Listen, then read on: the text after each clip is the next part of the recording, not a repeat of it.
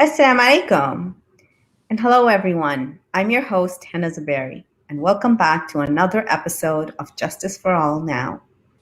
Thank you so much for joining us on Muslim Network TV, America's only Muslim focused network. You can always watch us on Samsung Galaxy 19, Roku TV, Amazon Fire TV, and soon Apple TV. Imam Jamil Al-Amin, formerly known as H. Rap Brown, civil rights leader and humanitarian, was convicted of a murder he did not commit in 2002. Upon that conviction, we essentially abandoned him. Not everyone, but the mainstream Muslim community. No tangible noise was ever made, and as such, his conviction and subsequent exile, a vendetta realized, has gone unchecked.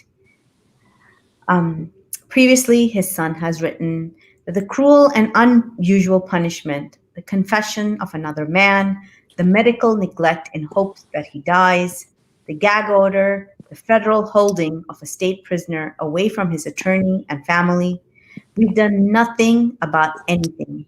And because of our lack of action, much like the man himself, the truth about this case and his legacy have been erased from public view. Recently, Imam Jamil was afforded another opportunity to prove his innocence and salvage his name with a retrial. A new trial where the man who confessed to the crime can testify. Joining us today is Al-Haj Mori Salahan. Al-Haj Mori Salahan is a metropolitan Washington, D.C. based human rights activist, author, lecturer, and poet. His work has taken him across America and Europe, Africa, the Indian subcontinent, and the Middle East. In the past, he founded the Ad Hoc Coalition Against Political Imprisonment and National Association for Police Accountability. He's also founded and served as the director for operations of the Peace Through Justice Movement, a DC-based grassroots human rights organization.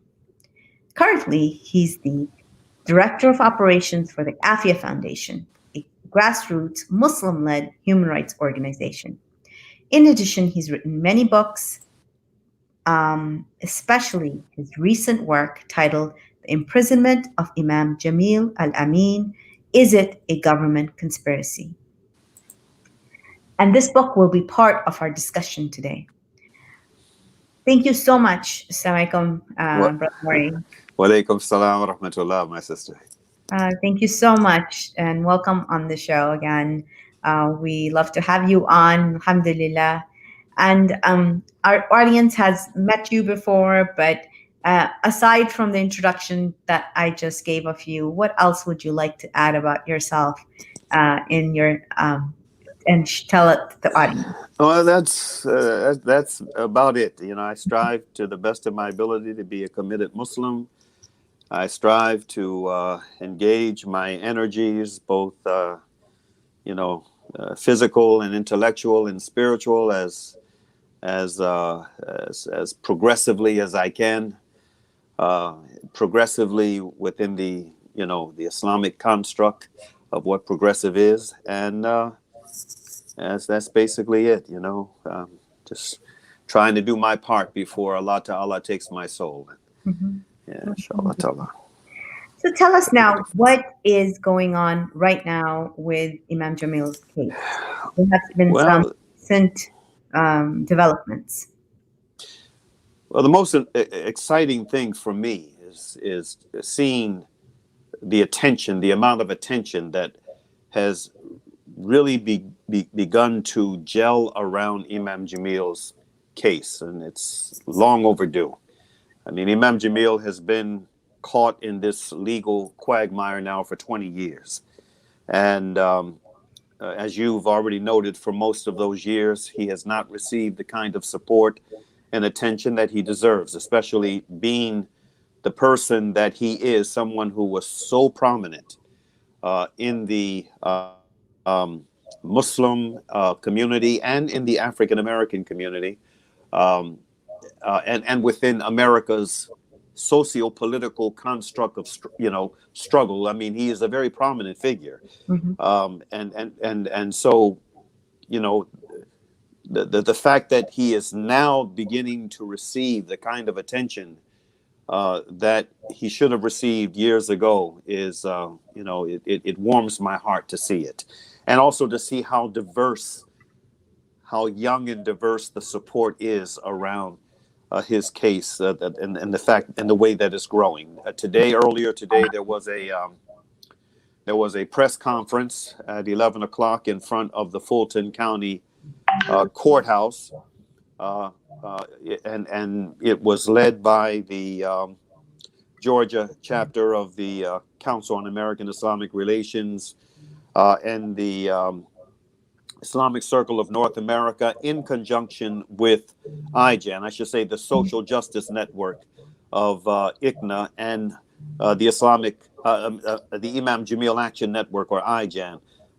They had a press conference today to call on the uh, district attorney, who is now in from what I understand, a very heated battle for re-election, Mm-hmm. calling on him to revisit the case of Imam Jamil. And, it's not just them.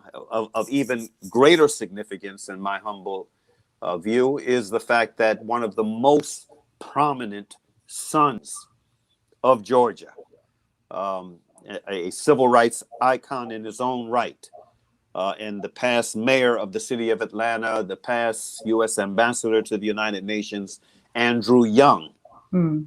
has strongly come out with declarations of support and calling for Imam Jamil's case to be revisited. So there's a quite a bit going on. And I Uh, heard there was a rally today too at Malcolm X Park. is Um, that right? and apparently, just webinars on him have been. Yes. Last Sunday's webinar was viewed by more than two 2,400 people. Yeah, getting Hmm. messages from several people who normally I never hear of me from regarding this case, and now suddenly there's like, this is very interesting. I mean, Yeah. and I know you have been pushing a lot of these organizations to take up these cases for a long, long time. Yeah. Yeah. Mashallah. Mashallah. So, better late than never. So, why the push right now? Is it because of the district attorney's reelection? What has changed? Well, for Imam Jamil's son, Kyrie, who has, become a leading figurehead in his father's campaign for justice, um, his emphasis has been on the petition drive for the purpose of exerting pressure around uh, uh, this reelection campaign of Paul Howard, Mm. and the person who was running against him for that office. Um, yeah, the thrust has been to use this reelection effort that Paul Howard is embroiled in, and from what I understand, it's he's been locked into a very arduous struggle to keep his seat, if I understand Mm. correctly. This is to take advantage of this moment and to exert pressure on him to do what he should have done years ago. I mean, one of the unfortunate and in my humble opinion, Sister Henna, despicable realities surrounding this case is that Paul Howard, an African American, Mhm. he used this case of Imam Jamil Al-Amin to really prop up himself 20 Mm. years ago. He became the face that was used by the establishment to prosecute Imam Jamil. And as the lead prosecuting attorney in this case,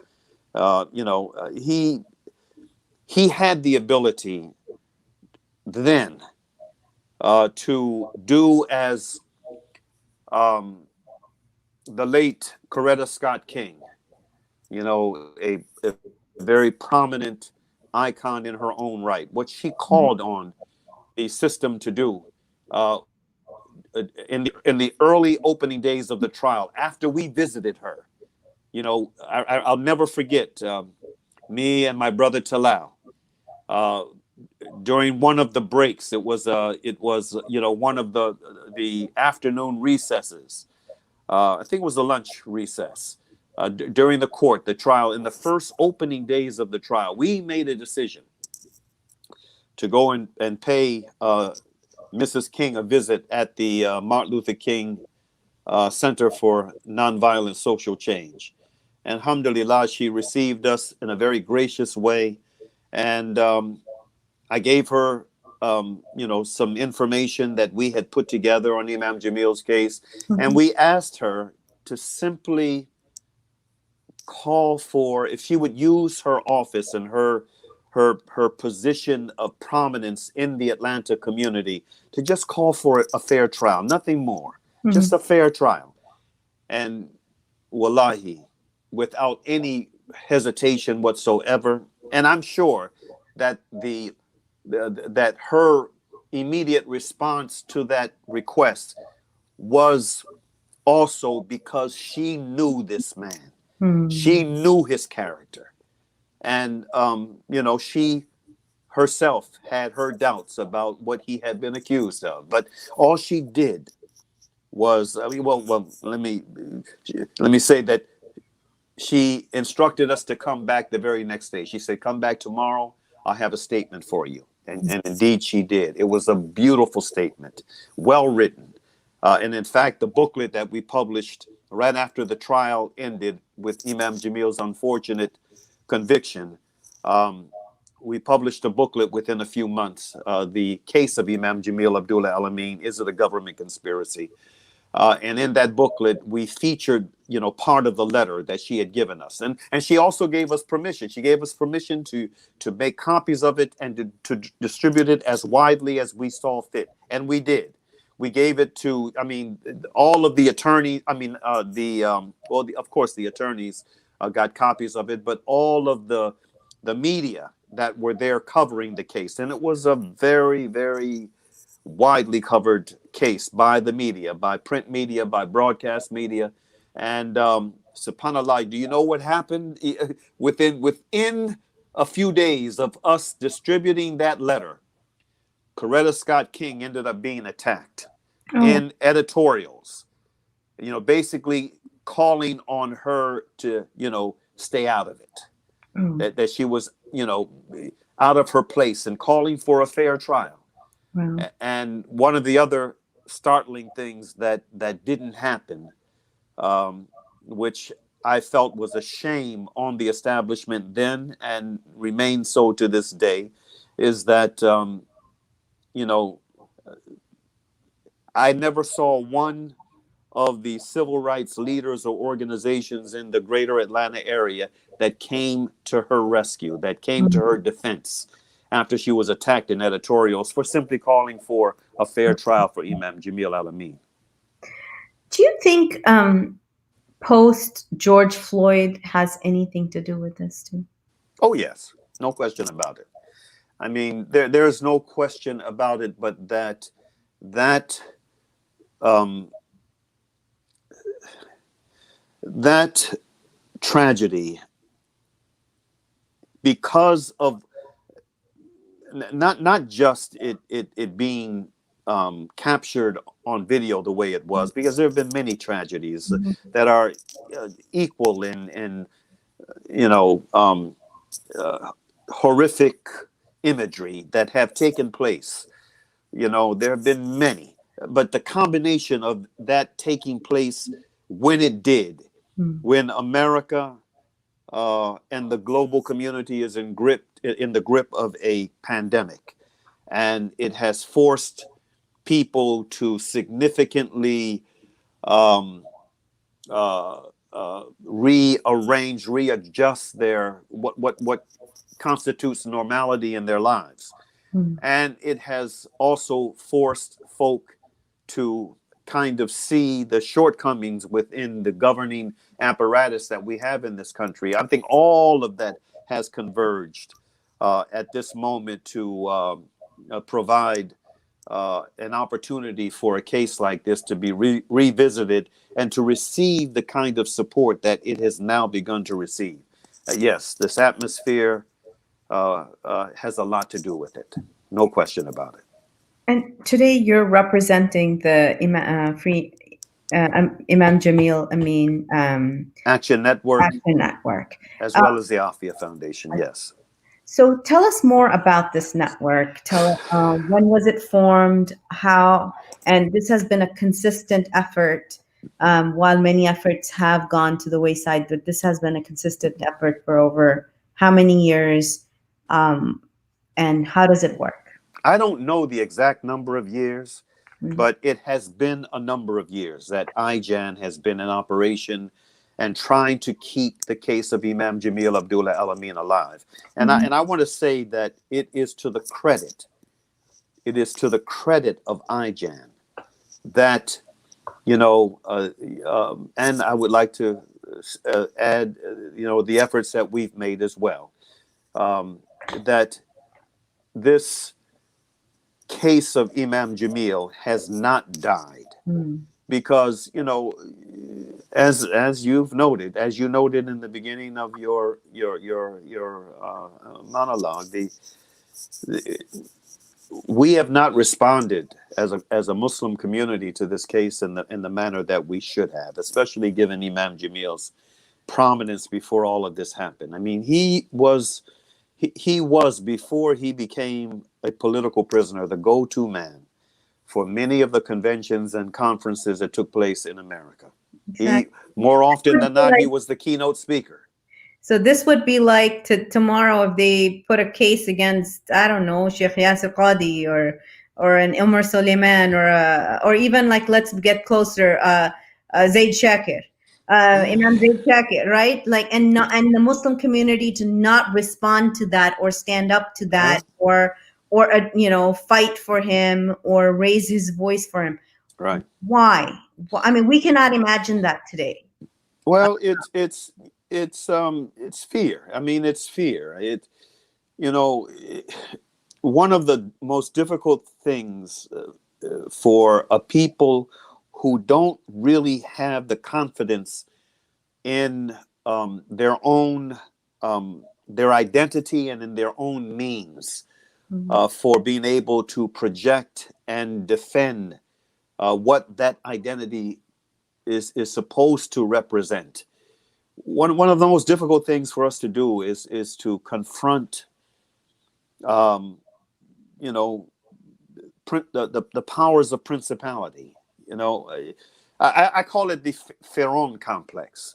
You Mm. know, when back in the time of the Prophet Musa alayhi salam, when he confronted Pharaoh, um, and Pharaoh, he summoned his magicians from far and wide within his realm. You know, one of the questions that was posed to him by the magicians was, "What will be our reward if we successfully contend with this problem of yours? What will be our reward?" And what was his response? Nearness to me. Mm. This is something that we as human beings we crave. We crave, generally speaking, nearness to power, nearness to, you know, prominence. You know, the celebrity culture. Uh, Mm. Globally in America and throughout the globe is based upon, this love for proximity to those who are considered to be beautiful people, people of influence, people of power. And and so when it comes to issues of justice, and especially issues that call upon people of conscience and people of faith to confront principalities on matters of justice, that becomes one of the most challenging internal jihads that we are called upon to confront. And unfortunately, not many of us are as successful as we would like to be in, meeting that challenge. That's just the reality. That's the reality. He was arrested right after 9/11, and the 9/11 attacks had just taken place 1 year prior, and there was a drastic increase in Islamophobia and hate crimes against the Muslim community. And at that time, I don't think we had the terminology, the framework often to understand what was happening. This term Islamophobia, I don't think even existed then. Um, do you think the Imam Jamil's arrest could have been predicated on such discriminatory basis in light of the 9/11 attacks? Well, actually, his case erupted before 9/11. It Okay. was yeah, it was in March of 2000. And one of the reasons why this sticks out for me is I vividly remember after that whole tragedy unfolded on the west end of Atlanta. I remember very distinctly receiving a call. I was one of a number of Washington area leaders that received a call to come to Dar Hijra for a meeting, Mm, for a special emergency meeting around what was going on. And Imam Jamil had not yet been taken into custody. He was still, um, being sought. And I never forget, we had this meeting where we discussed, what should be the response to this tragedy that was already receiving national attention. But um, and then and initially, and this is a very important point, initially it appeared that, especially from the presence of those who came, who were part of that meeting that took place, and then some of the discussions that went on afterward, it appeared that the Muslim establishment in America was poised to do the right thing vis-a-vis Imam Jamil. That there mm, was going to be a substantive support for him, but mm. then, you know, some, you know, some time later when September 11th occurred, Okay. that is when everything changed. That is when everything changed. And Imam Jamil and his plight ended up being dropped like a hot potato. Mm. And it's so important to document that because that's witness and that's American Muslim history. We unfortunately now with our paper, the Muslim link doesn't exist anymore. There isn't a lot of places where this history is being documented. Yeah. So hopefully this will count towards generations learning more about this case and as well as what happened to national leadership during that time. For those of our audience who may not, I realize that we haven't really talked about the case itself. I'd like to just briefly touch on that. Um, so we Can you describe the initial wrongful conviction of the imam in a little bit more detail, and then talk about the testimony of a person by the name of Otis Jackson, Otis Jackson? aka Santos. Yeah, yeah. Imam Jamil, excuse me, it was the night before Eid al-Adha Mhm. when two sheriff's deputies, young African American sheriff deputies, were sent to the West End to serve a warrant on Imam Jamil. Again, it's very important that to keep in mind it was about 10 o'clock at night. It was the night before Eid, the Mhm. Eid celebration. They ended up coming in contact with an individual, um, and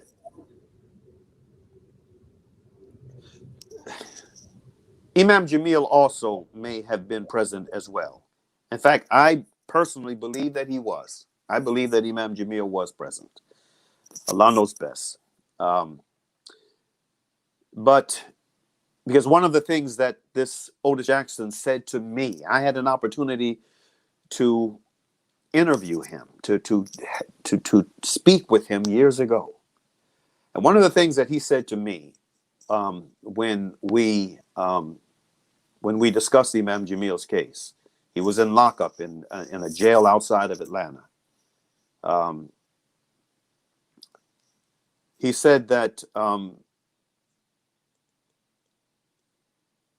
he became angry because of the way that these deputies were. He thought that they were disrespecting Imam Jamil. Now, clearly, this is an individual whose history, I've come to learn, is one of instability.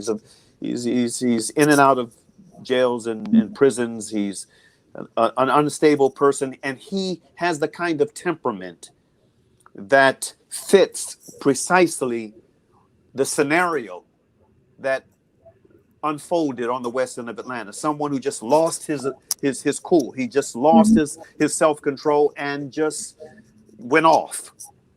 And he's someone that did not like police. And I've come in contact with personalities like that over the years in my work. And so he fit the profile of someone who would do exactly what he claimed to have done. He said he shot the officers. He shot both of the officers, and then so anyway, the short of it was that not only did he get into the gunfight, as he reportedly reported to me and others that he did, but he ended up also being wounded, and there was a blood trail. This is part of the evidence. There was a blood trail that led from the point of encounter to an abandoned house around the corner. And then later, when it was determined that Imam Jamil was not wounded when he was captured, because part of the APB, the All Points Bulletin for Imam Jamil before his being taken into custody, was that he would be wounded. But when they come to find out that he wasn't, and they were shocked by this, then all of a sudden the blood trail, the blood became something that could not be determined as being from a human or an animal.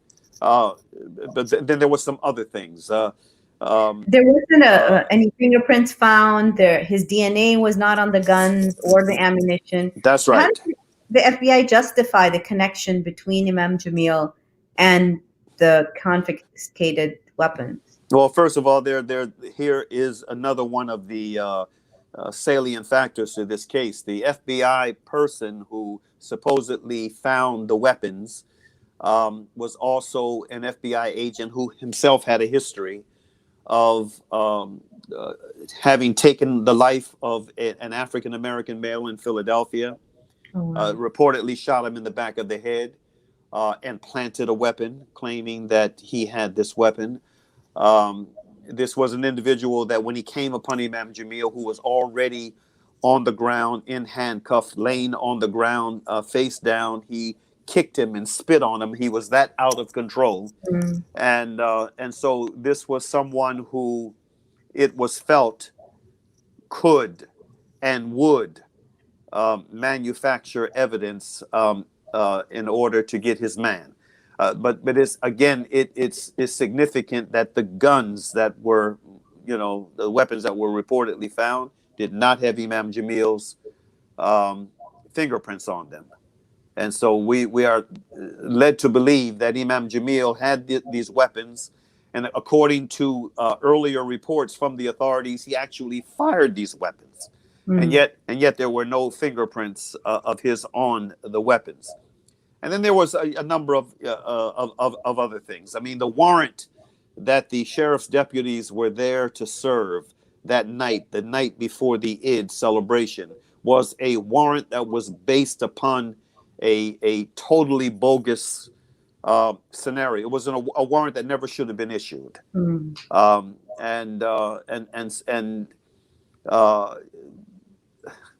So I mean, and it also followed a pattern of them trying to get Imam Jamil for whatever they could. There was an incident not too long, a few years before, where Imam Jamil was accused of having shot a young man, and the young man later said that uh, Imam Jamil. He never said Imam Jamil shot him.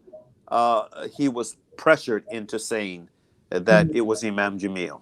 He didn't know who it was that shot him, and so At that time, just even language about that, about the police, would not have been acceptable. It would not have been acceptable to talk about. So much has changed now, uh, yes, indeed. with the curtains being lifted off and actually seeing what the prison system is for what it really is. The discourse has changed in this country, from so what, just bringing this case back up and, um, getting the testimony actually submitted in the court. What could this mean for the future of the United States? I mean, this could be someplace that this. I mean, how can the wider community, not just the Muslim community, all of these people, the Black Lives Matter movement, the abolition movement, all of them can. Would this not be the perfect case to take up for all of them? Yes, it is. I consider it to be one of the most perfect cases to take up. And this is an argument that we've been making in different places among Muslims and our non-Muslim brethren. I mean, speaking of which, the late Congressman John Lewis, and this is a reflection of how much awareness there is, unspoken awareness of the significance of this case. I remember during the 50th anniversary of the March on Washington, being down on the monument grounds. And even though I was not one of the speakers, Mhm. um, I did have access. They gave me access to the VIP section. Um, and I had an opportunity to have some words with the late John Lewis on Imam Jamil. And I said to him, in a respectful way, I wasn't belligerent, in a very respectful tone. I said to him, Congressman Lewis, many of us we're very disappointed with the fact that, you have been silent on Imam Jamil. You're from Atlanta. He is one of your congressional constituents. He and many of the members of his community, and you've known him from, back in the days of SNCC, and Andrew Young spoke up on behalf of Imam Jamil, and there have been a number of other, but you have not spoken up for him. We're very disappointed. I'll never forget the look on his face. I mean, he didn't respond, but the expression on his face said it all. I mean, he basically accepted the guilt. He didn't try to offer any excuse for or any reason for not speaking up. His expression, facial expression, said it all. Yeah, I haven't Mhm. said anything. And what it comes down to, Has Ajan worked, has reached out to some of these movement makers, and spoken about, taking up this case and focus on this case? A lot of this is done on social media. Um, this is something that hashtag HRAP Brown. Like, what can be done to ride this wave from Ajan's perspective? you mean from IJAN's Ajan, perspective? yeah. Yeah. Um, just more awareness, Mhm. more awareness. Uh, you know, each one reaching one, people that become aware, become and are concerned about the plight of Imam Jamil and what his case represents on the larger macro level above and beyond him as an individual. Just doing what their conscience calls upon them to do. And Mhm. this is across the board. And I say first and foremost, for my own African American tribe. It's interesting that the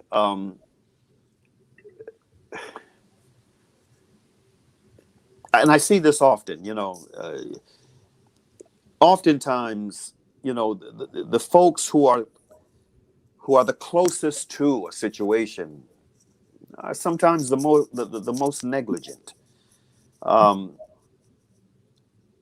African Americans, both Muslim and non-Muslim, and especially African American leaders and activists, should have been on this case, beating the drums around it years ago. In the same way that, you know, Pakistani Americans should have been in the forefront of beating the drums for Dr. Afia Siddiqui. But so often, even the members of our own tribe are, some of the most reluctant ones to do, the things that should be done, the obvious things that should be done in order to bring about some semblance of justice. And so, I've been putting a lot of pressure, on my African American brethren, including members of Imam Jamil's own Jamaat, who have not been as actively supportive of their leader that they, gave bayat to that as they should have been over the years. I think maybe Hopefully, it's time to jump over that generation. This new wave, these Gen Zs from that area, from the Muslim community, from the African American community, they have no bars, like no baggage, no apologies. They are unapologetic and they will go after. And a lot of them perhaps don't know about this case. And this is what I'm just thinking, because the difference I've seen in the activists today, even from 5 years ago, even from 10 years, there's this massive change. It's just not the same anymore. I And agree. it's brilliant and it's amazing and I love it. But, I agree. so, maybe it's too late for that ship has passed. Let's pass the baton on to this next generation and let them run with this case and speak on it, push for it. And this is something that like when you look at this case from even like just the social justice topics and conversations coming to the forefront, right? Mm-hmm. His retrial and what it represents for the future of America. It's implicit and explicit biases, like everything that has been. It's like that. I can't remember his name. That young man that committed suicide after being jailed for so long Yeah. over a backpack. Yes. He was. That anger over him. I can't remember his name right now. If my producer could put that up. I see his face in my head. I can't recall Yeah. his name at the moment myself. Yeah, exactly. We're just yeah, he was at Riker. He was locked up at Rikers Like, Island exactly. simply because he couldn't, post bond. And subhanallah, shameful. Yes, yeah, very shameful case. So so we're going to start talking about your book. But right before we talk about the book, I wanted to ask you, what does the wrongful conviction of Imam Jamil mean, and the essential silence after this? What does that say about law enforcement in the United States, the criminal justice system? And then what kind of reform do you think needs to happen to ensure this does not happen again? Okay, just before I answer that question, I need to take advantage of the opening that you just gave me to make a very important point about the Gen Zs. First of all, I want to say to my graybeards, the graybeards like me, it's never too late. it's never too late. The time is always right to do right. Okay. All right. But I would also say to the Gen Zs within my own tribe,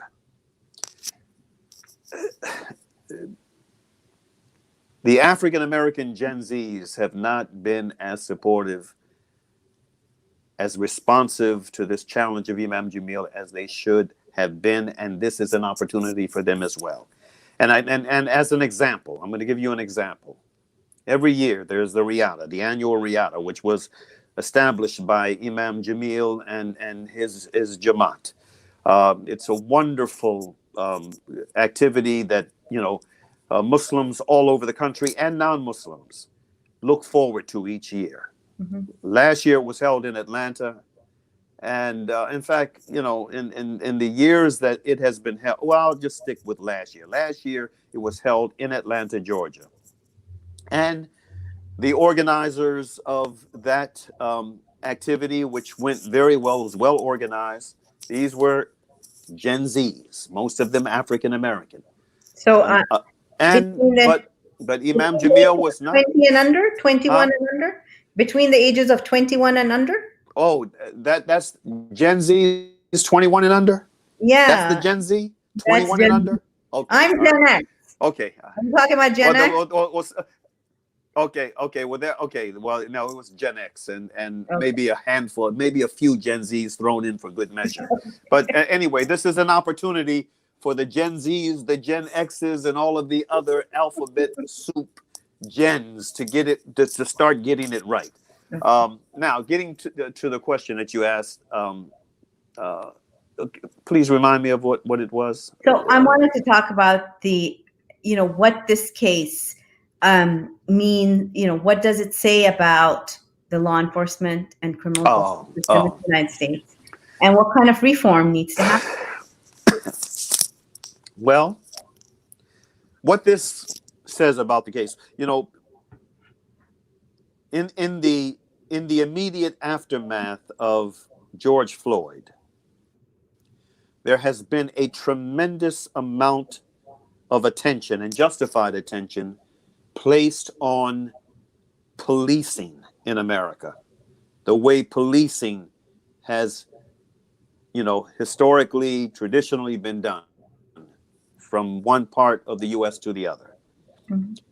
What the case of Imam Jamil, um, Al-Amin, the former H. Brown, signifies is that the an equal amount of attention needs to be placed on the whole criminal justice apparatus across the board. All right, not just policing and the way policing is done, but also on the way that the judiciary operates, on the way that the federal police, the FBI, and other federal agencies, how they operate. Um, you know, Attention on the fact that COINTELPRO is still alive and well. It may have been formally put to rest, but COINTELPRO lives. And not only does it continue to live, it is on steroids in the day and time in which we live. I mean, many of the aspects that they were calling for, to be implemented during COINTELPRO, many of the things that were being done, they're being done today now out in the open. And, with a certain level of pseudo uh, uh, you know, what is the term I'm looking for? I mean, it's acceptable. It's become Mhm. acceptable what is being done, and it goes way beyond what was being done, behind in the shadows during the days of COINTELPRO. So what this case of Imam Jamil shines a light on is the fact that the whole criminal justice apparatus needs to be reformed. It needs to be reformed. We are being reminded of the observation that was made by Niccolo Machiavelli in his celebrated work that is still being studied throughout the world, leading universities throughout the world, The Prince. He said there are two ways of fighting. One is with arms, and the other is with law. We have been able to see time after time after time how law is used as a weapon of war. So this is what the Imam Jamil's case exemplifies.